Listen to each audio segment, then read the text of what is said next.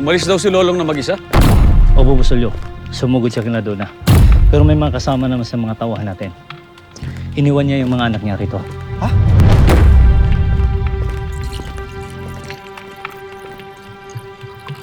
Ayos lang po ako.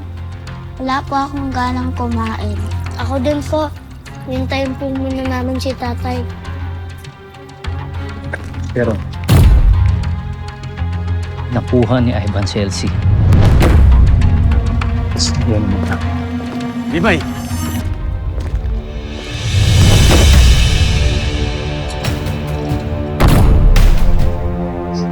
Butchoy? Siya ba yung isang apo ko? Siya ba yung sinabi ni tatay na lolo natin? Lapit kayo sa akin. Huwag kayong matakot sa akin. Sinaktan mo po ako dati. Ilay. Nawalaliw mo kami. Ilayo mo sa akin tong batang to. Ay, lintik kang bata ka! Wala kang respeto ah! Pati si Mama. Apo, oo, inaamin ko na gawa ko yun, pero pinagsisihan ko na ang lahat. Hindi ko dapat yun ginawa. Mulat na ang mata ko. Nakita ko na yung lahat ng pagkakamali ko. Kaya huwag kayong matakot sa akin. Hindi ko kayo sasaktan. Nandito ako para protektahan ko kayo. Pinapangako ko, tutulungan ko ang nanay ninyo. Babalik siya dito.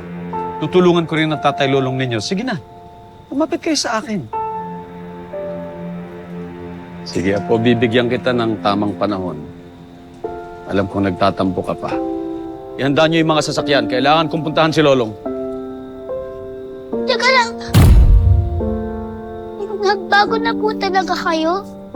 Sa maniwala ka't sa hindi, Apo, nagbago ng lolo mo. Lolo!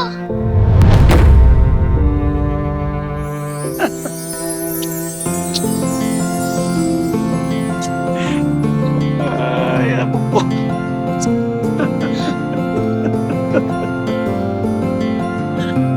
Ay, mga Apo.